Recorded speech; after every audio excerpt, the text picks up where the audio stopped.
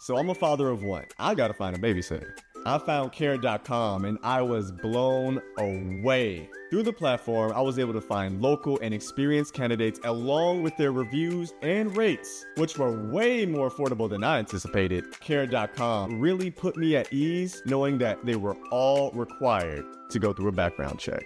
If you're like me and you need to find someone reliable for your childcare necessities, check out Care.com. Find the ideal sitters for your childcare needs. This is GoPowerCat.com publisher Tim Fitzgerald.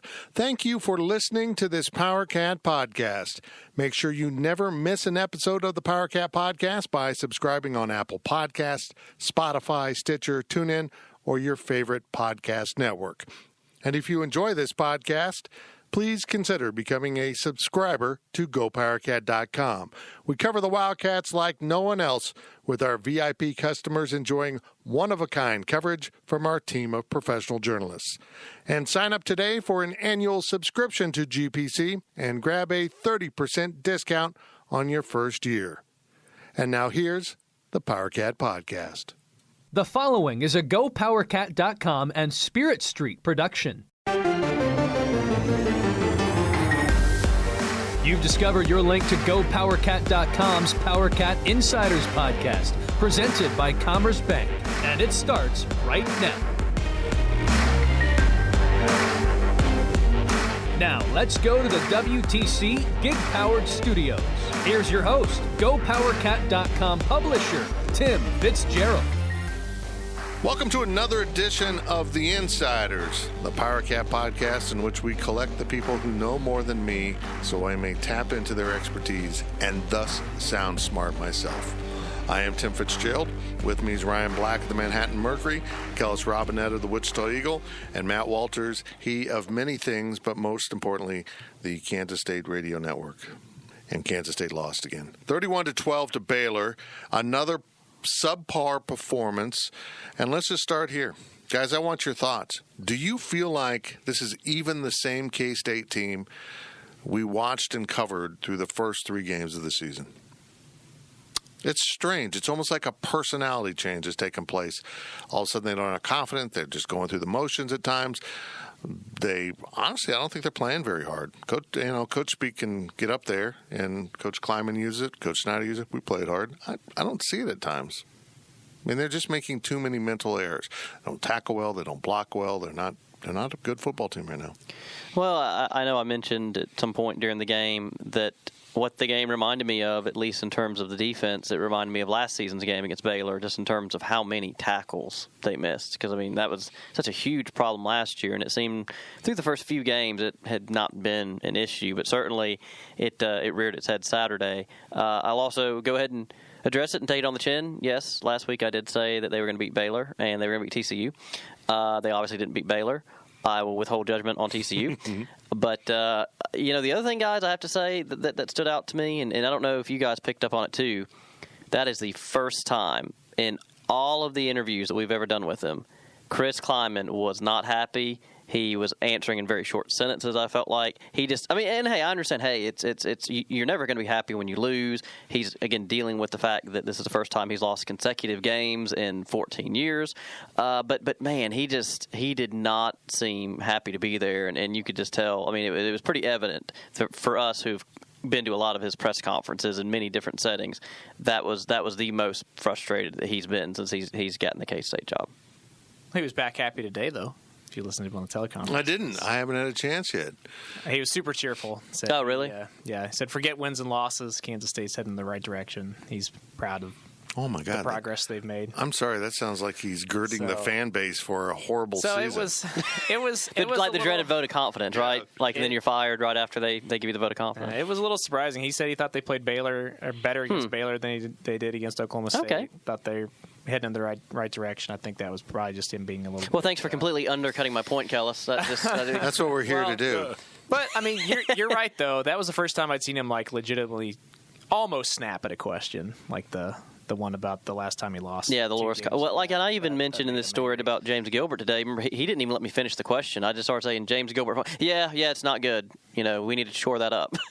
And I was like, okay, well, I mean, but he knew what I was asking about. I'm just saying, but it just seemed like he was trying to get the press conference over as quickly as possible Saturday, which I understand. Matt, to your point, though, Tim, I would say I don't think effort is necessarily the issue, at least in my mind. I think that, I don't know, things just went so good in the first 3 games. Mm-hmm. I think people probably bought a little bit too much into the SEC mystique of the third game. And now that we've got some key players hurt, like Malik Knowles and Jordan Brown, and all of a sudden some teams have maybe figured out how to stop their running attack that was working against people that didn't necessarily have the personnel to stop it. Now all of a sudden they're sending blitzers from weird angles, and they're getting behind the lead blockers and shutting them down. And that, to me, is just the biggest problem. When they make good plays, they still work. It's just that too often they'll pick up 7 yards on first down and then lose 5 on second down because they can't pick up a blitzer, or for whatever reason they go negative. And they had 15 tackles for loss in the last game against Baylor, and that's just way too many. Matt, you get in first. The new setup with post-game radio. You guys get to talk to Coach Klieman first. What was his mood coming out of that locker room? It was just very matter of fact. You Kellis and Ryan saw him for a longer period of time. I would just say he was matter of fact. He wasn't short and crisp or agitated. But again, it's bugging him. It's wearing on him. Kansas State is in an interesting position. I'll go back to what I said last week. I mean, I said K-State would be Baylor too, right? Yep. So you're not out on an island totally by yourself. But what stood out to me again was the troubles running the football. I mean, K-State ran against Baylor like crazy last year. And I said it in postgame, the 15 TFLs allowed is just what screamed bloody murder at me more than anything else. That the offensive line is having the trouble that it is. The offensive line had trouble last year. And again, to me, it's a different coat of paint compared to what last year was. I see some areas of improvement, but you can also see some areas where they got some things to get fixed, and quickly. Well, the offensive line, certainly the last 2 weeks, has had problems figuring out those 3-man fronts. That 3-3-5 defense really has given K-State trouble for years. First used at West Virginia. Didn't matter which coaching staff. They haven't quite blocked it right. But even if they knew who to block, let's be real honest here, they could not block Bravion Roy, the 330-pound nose tackle. That dude's a beast. You couldn't move him with a tractor. It was unbelievable. And once you set the defense in the middle, what K-State wants to do really was breaking down. It had to be incredibly frustrating for the coaches because it just seemed like nothing was going to work. But they're going to have to figure this out. They're going to have to figure out a running game because if you can't run the ball, you can't throw the ball. If you can't throw the ball, you can't run the ball. They're just in that vicious cycle, aren't they? If I may, right quick, of those 15 TFLs for Baylor on Saturday, there were 10 guys that helped total that number. So it wasn't like one guy was just I think they had one player that had 4, and it may have Lynch had 4. Correct. But they had 10 guys, and they blitzed at the right time. I mean, they did a lot of good things. And if you think about Baylor, go back to the start of Art Briles to now, are you going to put that Baylor team in one of the top 3 Baylor teams that you've seen in the last decade? No. The difference is they play defense now. Right. And let's pretty good defense. Let me pivot here. Let's set aside my previous question. I want to talk about Baylor. This defense is legitimate. I mean, that defense looked good last week against Iowa State. I think they kind of let up at the end and let Iowa State back in it. They have looked good throughout the season. It's such a strange thing to see in the Big 12, a team that's defense first, but they're making it work. Well, Oklahoma State looked okay on defense 2 weeks ago, too. Yeah. And turned around and couldn't do it against Tech. Yeah, Oklahoma State looked like K-State did 2 weeks ago or a week ago. They looked like, hey, we're ranked. Let's go. We're really good. We're going on the road and we're going to win. Bonk. It's just... They ran into a brick wall. That's the one I'm still scratching my head about how Pistol Pete let that happen. Is Baylor the third best team in the conference? Maybe. Well, I think at this point, right now, yeah. And I'll just say this: Scoreboard undefeated.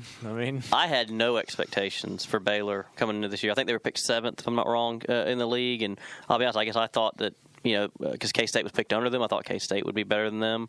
I didn't really know about West Virginia, I guess, but man, hats off to Matt Rule and that staff. I mean, what he's been able to do since he's taken over, because they won 11 his first year, 7-6 last year, won a bowl game, and now they're on an 8-game win streak, which was, I think, the 3rd longest streak in the history of their school.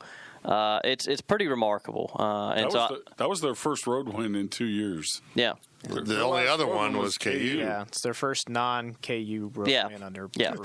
Always have to have that asterisk. Yeah, right. So, I mean, to your point, Fitz, yes, I would say as of right now, they are the 3rd best team in the conference. So I wouldn't pick them against either the kind of the other two, which you don't even have to mention, because people would know who we would be referring to. I was impressed with Baylor, and maybe part of it was Kansas State's own troubles.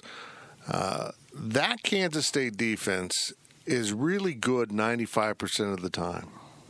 I mean, I just wrote this in my post-game grades. They held Baylor to 2 of 9 on 3rd down. That wasn't the problem. The problem was they weren't in 3rd down. They were picking up first downs over and over with big plays. That 5% kill us when they're not good. They're really bad. They don't tackle well. They don't do assignments well. They just get out of whack, and it turns into big plays. Well, and it was the same story against Oklahoma State. Mm-hmm. If you go back and add it up, I mean, they're doing crazy good on 3rd down in Big 12 play. What you said is 2 of 9 against Baylor. I think it was 4 of 13 against Oklahoma State. So when they get in the 3rd down, they're great. But, yeah, those first couple plays, they give up a lot of yards, and that's when Baylor did score, that's what happened. They marched 98 yards, I think, going basically 35, 35, 35. And the play that kind of broke K-State's back, where they hit the Sneed, not Xavier Sneed, but R.J. Sneed on the sideline, and he spun back past 3 If they had actually hit Xavier Sneed on the sideline, that would have been a major story. K-State might want to borrow him to be a receiver, by the way. Did you guys not think of Xavier Sneed every time they called out Sneed's name? And the fact, yes, his name was spelled the exact same way, not like the late Jevin Sneed, who was spelled S-N-E-A-D. Which is the proper way to spell it. I think we can all agree on that. Xavier spelled the same. But you can go tell the difference. Like, there was one play where early on in the game where Baylor had it set up perfectly. They were trying to get the edge with a run, and they had blockers on the outside, and it looked like it was going to be a 40-yard gain. But then Jordan Mitty comes in and makes a tackle in space. Boom. They might not have even gained a yard on that play. No. Great play. Later in the game, they run basically the same thing. And K-State guys are leaping at their feet. Or their feet. I like it. Foot. What? Yeah. I'm not. I like can't it. talk. This is why I write. I like it though. Yeah, they can't make the tackles and turn into big gains, and that's what it is. They also had a corner in Chris Miller that hit like somebody we haven't seen for a while. I had flashbacks. Fitz, you two, Ryan and Kellis, weren't covering K-State yet, but remember the Slade kid that played safety for Texas Tech a few years ago? I thought he was going to be a surefire NFL guy. Did not, but Chris Miller was, I am just going to absolutely lay the wood to you every time. I mean, he took shot after shot. Yeah. He only got credited for 3 tackles, but he hit some people. And again, I said this last week when we talk about K-State's offense, I still think Skylar's trying to do too much. Yep. I think he's got too much, or he's putting too much on his shoulders, and part of it, I think, is because Malik Knowles has played very, very little in the last 2 games. Well, he tried to get it to Knowles last game when he was in. Yeah, first 3 plays on offense. I think that's pretty telling that he targeted. Knowles was in there for maybe 6 plays, and Skylar got my favorite toy. Yeah, Skylar targeted him on 4 of them. 4 times, yeah. I thought Schoen finally had a game. He played good. Yeah, but good. Well, K-State's core wide receivers is just not what you have to have. Right.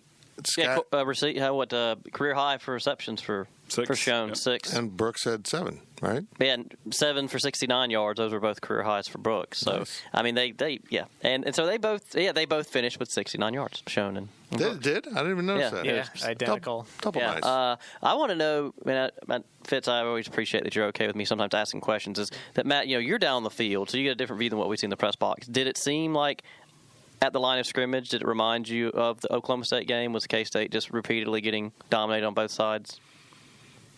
Or did it feel? I'm saying, did it feel differently just watching those two games? It felt differently just because of the TFL number. Okay, yeah. But for whatever reason, it felt different in Stillwater than it did at home. Again, when I got the stat packet, the first thing I looked for was tackles because I wanted to see Lynch and Bravion Roy, but that 15 tackles for loss is what it jumps out. Jumps out at me. That's a really good question, Ryan. I don't know how to answer that. But no, that's fine. I just didn't know if you felt like you were having flashbacks to the previous game when you were watching. It felt differently just because I guess it was at home and was a little more surprised. I think the 3-3 look has just confused the hell out of them. It does. And I understand it's different, but they've got to figure this out. I don't know if it's just a matter of going to a different blocking scheme, but it baffled this group when they were being coached by Charlie Dickey the last few years, and it's baffled them now under Connor Riley. Teams do block this.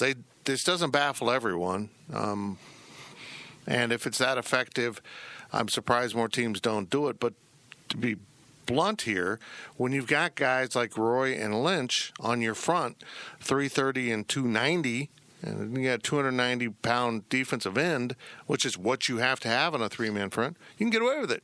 You can be really good at it. But, they anchor that and let everyone go around and make plays, except Lynch did make a lot of plays. It's very frustrating to watch, but go back to Skyler here for a second. It almost seems like he's over-processing stuff. Instead of just, I got to throw it away, I got to run. He's like, he hasn't been setting up in the pocket much the last two games. No, and we saw at one point in the game he actually stepped up in the pocket, let things develop, and I think it was shown he found over the middle. And it was a tight window throw, but it was there. It's almost as if he's so paranoid about throwing a pick, he doesn't throw the ball. And he's had a number of plays, guys, let's be honest. Just throw it away, man. Mm-hmm. Just throw it away. I don't know where you're running. I don't know what you're doing here. Just throw it away and move on, whether it's a punt or whatever. Sometimes the best play is throw it into the grandstands. Because of the pressure the last 2 weeks, he's just become jumpy. He's like what young quarterbacks do, where if their first read's not there, we're going to get out of the pocket and try and make something happen. I don't want to say he's regressed to that, but he's been hit enough. He's been hit more in the last two games than he's been hit in the first three this year and going back to last year. I think he's got too much on his shoulders that he's put there himself, and I think he's jumpy and ready to get out of the pocket. He was sacked 6 times. I think he got pounded Saturday. Like, not just he sacked. Took some big-time licks. Well, and again, I remember after the game, Klieman said, I do think that he's trying to do too much, but that's just because he's such a competitor. The fumble that he had, that was him trying to do too much. The one that got knocked out of his hands. Is, piling. Yeah. Look, I know he's trying to do too much, but I don't know if that's a coaching error or a quarterback error, but there's times just get rid of it. 6 sacks, and I bet half of them. I bet if we go back and look, half of those are just throw the ball away. There's nothing else here to do other than throw the ball away or get sacked. And he's taking to see sacked. The next down. Yeah, he's not doing that. He's like trying to wait to the last second to make something big happen, and it's just not there. Well, the weird thing about it is it seemed like in the first 3 games they were trying to set it up for him to do basically as little as possible. Right. Hand it off most of the time, and then when we see looks we like, you'll throw it to open guys, and your stats will look great. And that's why I think his PFF grades were so high in the first 3 games, just because he took advantage of those and didn't make any mistakes.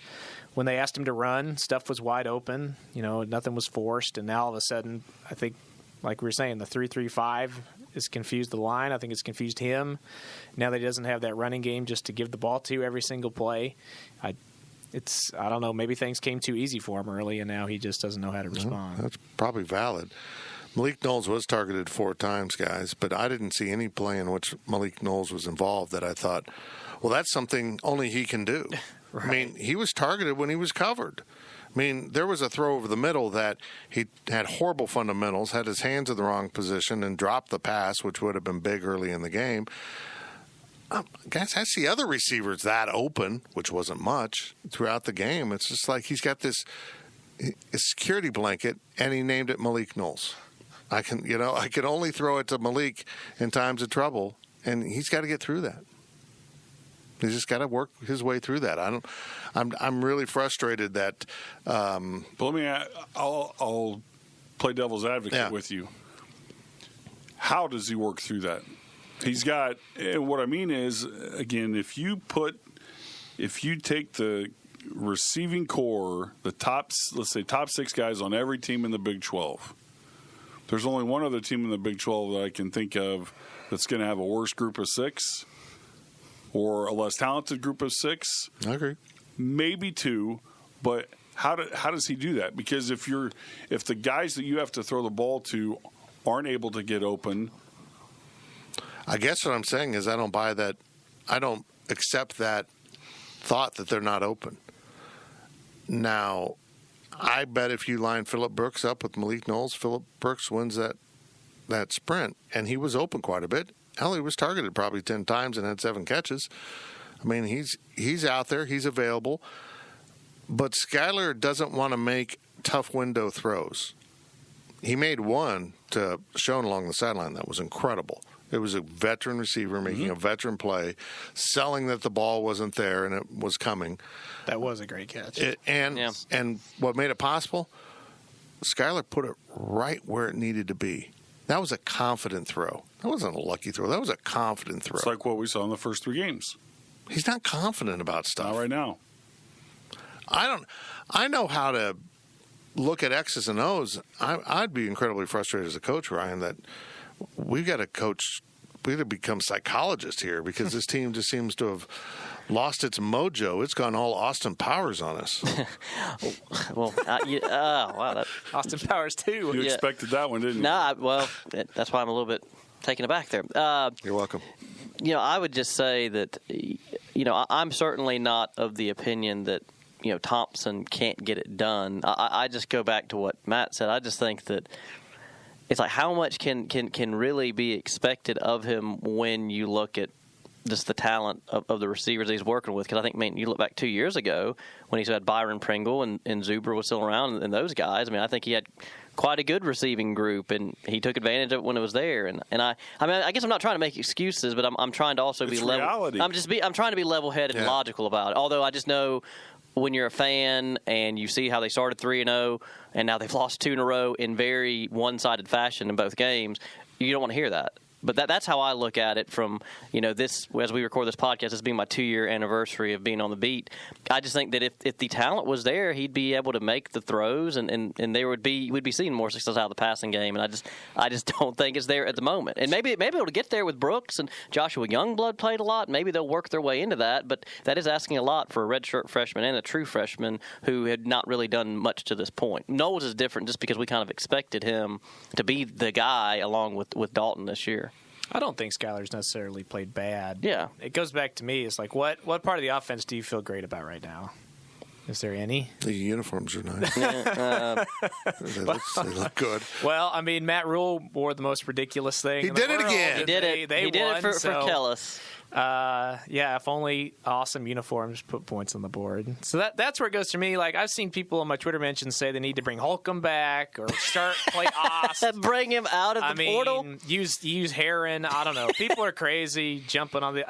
I wouldn't go anywhere near that far. I don't think. Skyler hasn't been great, but I don't know that you can just sit there and say, like, this offense is struggling because he's not playing better. I don't know what the answer is, It's just honestly. a different He's only thrown 1 interception this year, guys. It's not like he's had, like, 6 touchdowns, 6, but he's thrown 1 interception, which was tipped. Yeah. So, it's just not like he's just throwing stupid passes. He's kind of gone the other way, though. Yeah. That's part of the problem. Yes. Is K-State going to beat you deep? Sorry, what? Is K-State going to beat you deep? Honestly, Matt, I don't know, because have they run a pattern where they try to just put Phillip Brooks on the flyer and go? I haven't seen it. Not the last 2 games. No. K-State's not going to beat you deep right now. And maybe they haven't done it simply because they don't think they can protect that long. Might be it. Well, we got a lot more to talk about on this topic and other topics, but I want to steal a line from my friend Matt Walters. We're going to put a bookmark right here and take a pause, but we are brought to you by Commerce Bank, who has the technology and the people to help you with whatever financial challenges come your way. Commerce Bank, challenge accepted. This is the Powercat Insiders Podcast, and we will be right back. Stay locked in. The Powercat Podcast will be right back. My days working, taking care of my little ones can be a lot. I checked out care.com and it was so easy for me to find local, experienced, and background check sitters.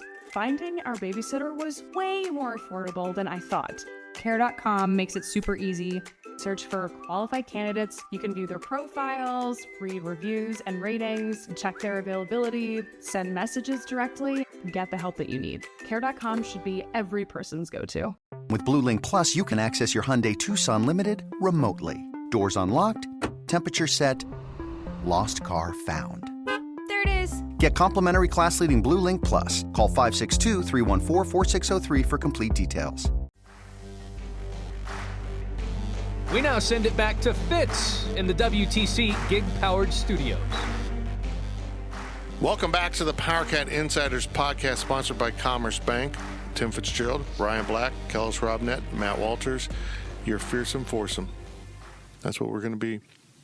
The whole gang's all here this week. This is quality. We don't have that backup guy over in the other room. We won't mention Riley's name. Oh, damn it. But he's not here. We got the A-team. Let's move on with the offense. One of the things we were promised here, like, you owe us, the media, these things. They were going to throw to the tight ends and running backs. They had 5 receptions combined in this game. Is this another function of not having the right guys to do what they need to do, or have they just kind of wandered away from the basis of the offense they showed at North Dakota State? What I'm going to say is that, again, this is now the second year in a row I've covered a team from start to finish, and so I'm not going to believe the stuff about throwing to the tight end a lot till I see it, because that's exactly what I heard Andre Coleman was going to do last year. And I'd have to even look up. I don't know how many times they ended up throwing to the tight end, but it was not very much. No. Maybe it was after they lost faith in Nick Leonard when he dropped a surefire touchdown in the opener, and then he was injured, never came back. I don't know how much that affected it. But same to your point here. I think Saturday specifically was more that they didn't have the right personnel, because we know that Jordan Brown's the best pass-catching running back they've got, and he's not available right now. Well, I mean, that gets to another point here. They just don't have any depth, and I think Nick Leonard isn't playing as well as anyone had hoped, including Nick Leonard. Sammy Wheeler is the best pass catcher, but is still too light to really be in there blocking very often, because, I mean, particularly a team like Baylor that can really bring some girth on the edge. I made the comment on the air that from what I saw, I don't remember if it was second quarter or third quarter, but Baylor made a concerted effort and did a great job covering K-State's backs out of the backfield.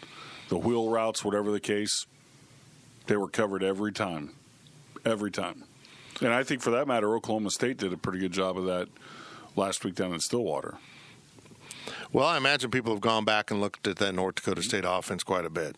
They had tendencies. Tight ends and running backs were 2 of them. Well, I think that tight end is lacking for sure, because at North Dakota State they were used to having 2, even 4 really good tight ends who could both block and catch, and they don't really have anyone here who can do both. Like you said, Sammy Wheeler is a pretty decent option as a tight end when you're throwing to him, but you don't want him out there being the lead blocker on plays. And Nick Leonard is, adequate at both, but not really great at either one. And if you go back and kind of study the last 2 games on film, he's had as many missed assignments and just bad plays as anybody. There was one, I think it was maybe the 2-point conversion where they tried last week, where he was supposed to sweep right and be an extra option, both blocking and receiving for Thompson, and he just fell down. So that play looked ridiculous, but it's because one of the guys who's supposed to be out there helping was 40 feet behind the play. And, I hate to pick on a guy, but at North Dakota State, they were used to having the best offensive linemen and the best tight ends and the best fullbacks, and right now they just don't have those things. Yeah. They don't have the guys that really fit what they want to do, as it turns out, and B, they're not better than everyone else on the field. The scheme isn't holding up like we thought it might. Again, I don't want to throw people under the bus, and certainly don't want to blame the previous administration for what this one's doing, but we knew going into the season depth was an issue. We knew it. I mean, that's a big reason why there was great concern about the program, was recruiting had dropped, and there were some A-list guys. Wyatt Hubert last 2 weeks has been pretty darn good. There's some really good players on this team. And defensively, I feel like they've got all the parts. They just haven't been consistent. Now I'm really sounding like Bill Snyder using that word. But well, that was Klieman's big word. Yeah, it was. Consistency. I think he said about 6 times. And he's right. Yeah. You know, if the guys you have are just more consistent and better with their duties, they're going to be better. But they've gotten into some dings and dents, and we knew there'd be a drop-off. It's not glamorous, but it's factual and it's reality. Yeah. Whether there's not enough talent, it's going to take a couple years. It's 2 steps forward, 1 step back. The one thing that when you talk about execution and that's where they're struggling at times, because the guys and the coaches will say, we do fine in practice, we got to translate it to the game. Penalties. Yeah. The 10 and 15-yard penalties have come at inopportune times, all 5 ball games, and that aspect has to get cleaned up as well. Again, you can control certain things, and you can't control things. You can't become better athletically overnight. Trust me, I know this. And you can't control your penalties, your mistakes such as turnovers or even fumbles that deflate a drive, even if you recover it. And you can be more assignment sound and be better fundamentally. I see plays where the guy's pulling or not timed right, and certainly the tackling is an issue. These guys aren't big enough and good enough to go up and strike someone with their shoulder pad and put them down. They're just not. I don't know what they think they are, but they're not that. The tackling is atrocious, and I hope Scotty Hazelton is up there you-know-what this week trying to get that corrected, because that is leading to the big plays. Outside of Wyatt Hubert, in my mind, is anybody else in the defense playing well, or even at least average to what you guys would have thought? I think Jordan Mitty's been better. Yeah, Mitty, okay. Mitty's been better, and I don't think Deshaun's been. No, I agree. I think he hadn't been awful. The front 4 are. I've been expecting more out of Reggie Walker, I'll be honest. But behind the front 4, it's been so-so. When's the last time you guys saw a DB whiff as bad as A.J. Parker did on that touchdown? Oh, when he bid for the oh stop my and gosh, go. Yeah. It was rough. Dante Barnett, every time he played as an underclassman. Sorry, Dante, if you're listening. Yeah, it would have been last year. I mean, yeah, it's what happens when you get caught peeking in the backfield. That was bad. But you go back to the Mississippi State game, someone forgot to cover Dalton Schoen for them. It happens. Yeah, it does. But the problem is you got to put that foundation in. He was peeking in the backfield. Why? Because they've been running the ball with success, and guys have been breaking loose into the secondary. So if you're not running the ball, guys don't have to peek in the backfield, and then everything just kind of falls apart. Their dominoes aren't stacking up. They don't have a foundation to run the stuff that they want to run. Play action's meaningless if you're not that worried about the run. I'm not going to go through every team, but again, this is not to beat the drum too many times. Oklahoma State has Tylan Wallace. He's all right. TCU has Jalen Reagor. No, we're going back to the receiver thing. I think we're going back to the receiver thing. I got you. Just making sure. He's okay. Even KU has Andrew Parchment. Baylor's got Mims and company. Duvernay, we're going to get a face full of him at Texas. Yeah. You got to have a dude there, and then you got to have guys in the backfield, in the defensive backfield. That. Yeah. Well, this brings to this topic, recruiting. Fans are like, well, I'll be patient. They'll be better next year. And I'm like, well, hold on. No, they got a lot of seniors. And it's not like they inherited a ton of recruits that were, most of those recruits were Snyder recruits. And bluntly put, they're out there getting development guys that are going to be really good. They're just not getting the guys that can come in and out of high school and play at the Big 12 level. Joshua Youngblood is a very gifted athlete. But you can see his own growing pains. Shortcomings, he's getting plenty of opportunity to play, and he will all season. He is what he is. He's fast and makes mistakes, and, I like him on kickoff returns. I'll say that. I want him to bring it out of the end zone. Mm-hmm. I love the energy he plays with. Just in my mind, I remember because I tweeted about it, was just the one play where Skylar overthrew him, but he extended and ended up hitting the turf and sliding for about 3 yards. I just love any guy that's willing to put his whole body out there on the line. Mm-hmm. But Gus, their choice here is go JUCO heavy and try to get better quickly, or build this with a foundation.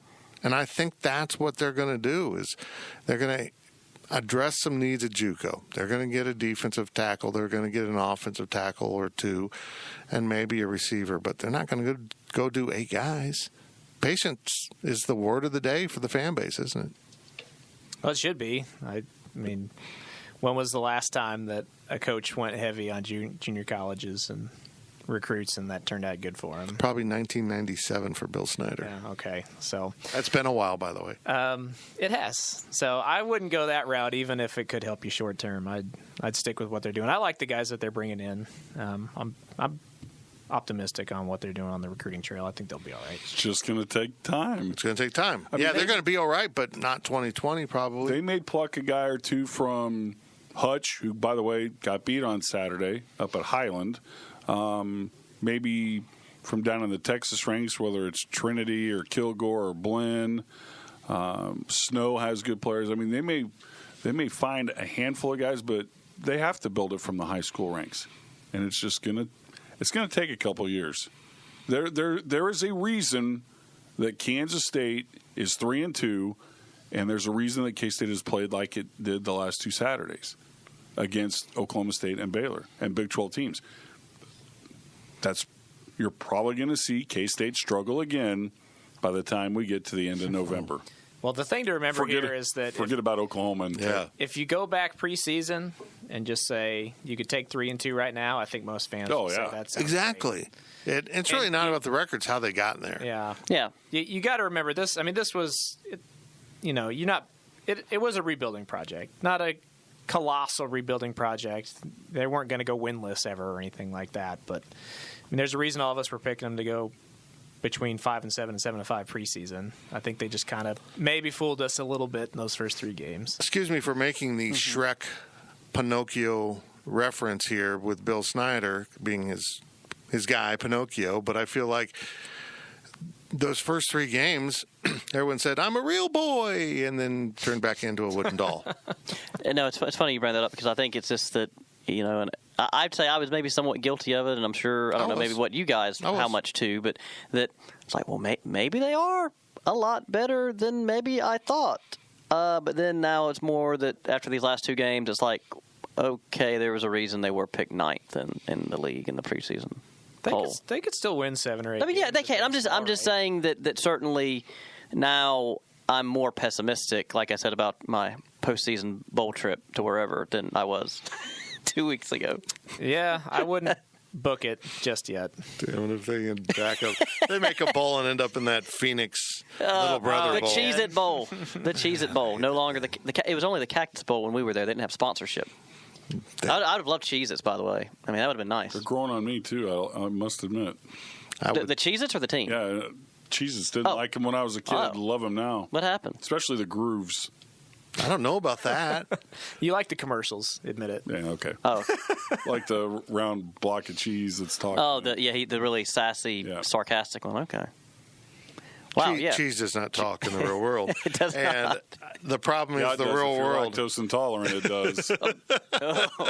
In the real world, Kansas State might indeed be the 9th, dare I say, 10th best team in the Big 12. Wow. We're going to. Wow, you're going down to that depth now. Huh? I see. So I'm going to take that big swing from, hey, they're going 10-2 to, oh crap, but they're really in between. I mean, that's really the in between, and it's going to be a battle royale between them, KU, Tech, West Virginia. I agree. I mean, which is what everyone projected. Although TCU's a little split personality, little Sybil. Yeah, they might be in that grouping too. What I can't figure about TCU is what one thing do we always know about TCU football? Defense. And SMU and Iowa State have ruled them. It's been really strange to watch. I blame Alex Delton. Yeah. Really? We're just going to do that. Hey, Alex. That's a joke. Hey, did you notice that? Did you notice that bus? Here. They've got a lot of problems at TCU. Huge game, though. Got to get a little bit better every day in practice for the next 10 days. They just have to. And then see if you knock off TCU, the context of everything changes. If you don't, you're staring at 3 and 4 because Oklahoma is coming on the deck. This is not going to be a sprint. It is going to be a marathon. I agree. And we're sponsored by Commerce Bank. You may be closer to 60 by the time, or you will be closer to 60, but a lot closer to 60 by the time it's at 10-2 or right in the mix for a Big 12 championship when you get to mid-November. I like how I try to insert your chance for the read. And right. Commerce Bank. Yeah. Whatever financial challenges come your way, Commerce Bank can help. Commerce Bank, challenge accepted.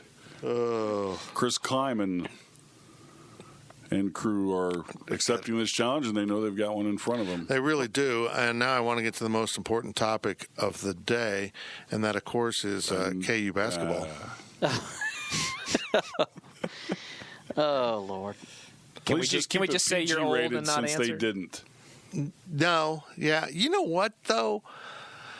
Really, nothing happened. Well, I guess the language was bad. I didn't know about that until I guess he was supposed to do his PG versions of his lyrics and did not do it. And there it was. Well, that's a darn shame. He's Snoop. You know, the guy has openly smoked weed. What, he's going to follow your rules all of a sudden? Acrobatic dancers. That was my favorite line that I saw from coming out of this. Kellis, you said it before we taped. I'm not surprised at what happened, and I'm not really offended by what happened. They moved him to the end. It was going to be what it was. Get up and leave if you're offended. We're too easily offended in today's society. We find fault with everything, but don't apologize. Don't say, we had no idea. You invited Snoop. He had to unload the stripper poles out of something. They didn't magically appear out of a puff of smoke. You saw the dancers. Surely they had a room in which to change. They didn't just walk in wearing this stuff. And you put on video a promo video of Coach Self in the Adidas shirt with a gold chain with a $sign up against it. It's almost like they're being just totally tone deaf. I mean, I liked it though, just in terms of I just felt like they were totally leaning into it personally. I'm like, if you're gonna be a villain, lean full tilt into it. Like, and the fact that it wasn't just like it was a subtle Adidas logo. I mean, it was a giant Adidas logo on that shirt. Old school one, by the way, which I liked everything about it until they apologized. Honestly, yeah. I mean, as long as I guess my question is, before Snoop Dogg came on, like, did they at Allen Fieldhouse announce something like, okay, fans, parental guidance is suggested. You know, it is explicit language from here on out. If they did that and people still stayed or whatever, then that's their fault. If they didn't, then you certainly would have liked to seen that. But like you said, it was at the end of the show. I thought most of it was funny, and for a while, an intentional middle finger to anyone out there judging them. And, you know, I wasn't offended by any of it. I can see why some people would be, but I liked it up until the point when Jeff Long apologized, and I thought that just made him look silly. Well, and Bill Self, who I know K-Staters hate hearing this, I really like, you know, was shaking his head and got up and walked off because he didn't feel well. Just, you know, I mean, it is what it is. If you're lactose intolerant and you're eating lots of cheese and drinking lots of milk, you know what's going to happen. And that's what happened last Friday night. How many other schools out there would like Snoop Dogg to perform at their school? Most? Yeah, but after this. But that's I mean, Ludacris has performed at Georgia and Texas. I don't think he came in with radio-edited songs. I would rather have The Undertaker show up for a pregame speech than I would Ludacris. That's just me. Okay, I would go to a Ludacris I know, show. yeah. It's okay, I know. I mean, we're talking about The Undertaker, like the wrestler? That's who I'm talking about. What sure. other Undertaker? I just wanted to make sure I'm just making sure he wasn't meeting just like a random, some like 50-year-old guy in a suit, mortician, local mortician, addressing the team. I mean, it could be one of your reads for all I know. Like, you know, when you die, make sure you're treated by the best. You know, so-and-so funeral home. Maybe that's your business, man. You can be the Undertaker funeral home, and when they show up, you're in full costume. Can you be Paul Bearer for him? That'd be your sidekick. That'd be your tag team partner, manager. Paul Bearer. Right. Fair. Yeah, no, but he died a couple of years ago. Oh my goodness! Wow. You know what? I'm with you, Kellis. Don't play like you didn't know. That's where that lost. I think we were sorry that if anyone was offended. We tried to warn everyone. Maybe it went a little further than what we expected, but we hired Snoop. If they cared, if they were really sorry about it, they would have ran out when they saw the stripper poles and been like, whoa. Let's pump the brakes here for a second. They can't get out of their own way at the moment. That's well put. I mean, I think there was a kind of let's troll everyone. I thought Self's quote of bad publicity is better than no publicity was worse than anything that the Coach, that is not true right now. Yeah, it's the last thing that should be coming out. Yeah, maybe in hindsight you should have gone to Darius Rucker. Hootie would have not have been offensive. Nope. And see, I would have preferred they would have played the Hootie stuff. I'm not really a big fan of his singles chronology, that Wagon Wheel song. Oh my God! Don't start me. Don't start me on his cover of Wagon Wheel. Don't even start me. Isn't it Cowboy Troy with Big and Rich? Yeah. Okay. That's him. Yeah. No. Not cool is not cool. And I'll give Snoop this. The dude's cool. But when this dog walked in carrying a giant blunt, maybe you should have thought, hey, hold on now. That's when the curtain comes down. Oh, heavens. Well, this has been the technical difficulty. Yeah. The screen goes to snow. Exactly. Well, somebody told me that Snoop didn't even know the lyrics to his own song. He had a teleprompter there. And that was pretty funny, surprise too. You? He went full Toby Keith. Doesn't surprise me at all. He went full Toby Keith. I could probably lip sync a few of his songs. I mean, without a teleprompter, I don't know. I mean, how hard is Gin and Juice? Well, I mean, heck, Ashley Simpson's career never recovered from her lip sync controversy on SNL. I see that's obscure history I don't know about. Well, I mean, it's just like go back and watch. I think her career was dead. Garth Brooks has been kicked around a couple times for lip syncing. Chris Gaines was awesome. Are we done? Milli Vanilli. We're just ending the podcast just naming as many artists of music as we can. Right before the podcast, folks, we started on this story from Fitz about a Willie Nelson concert, which then never involved Willie Nelson at all. It was all about Austin Peay. It was all about Austin Peay. It involved Austin Peay players rubbing their butts on the Wildcat at midfield. That is a perfect metaphor to wrap up this edition of the Powercat Insiders Podcast. And we're not going to mention the sponsor right here. They want nothing to do with this right now. You've been listening to the Powercat Insiders Podcast, presented by Commerce Bank. Powercat Podcast. All rights reserved. GoPowercat.com and Spirit Street Publishing. Everyone's obsessed with Mean Girls. Get in, loser. It's the party of the year and the most fun you'll have at the theater. That is so fetch. You won't stop laughing. Like right now or like ever. Mean Girls, rated PG-13, now playing only in theaters.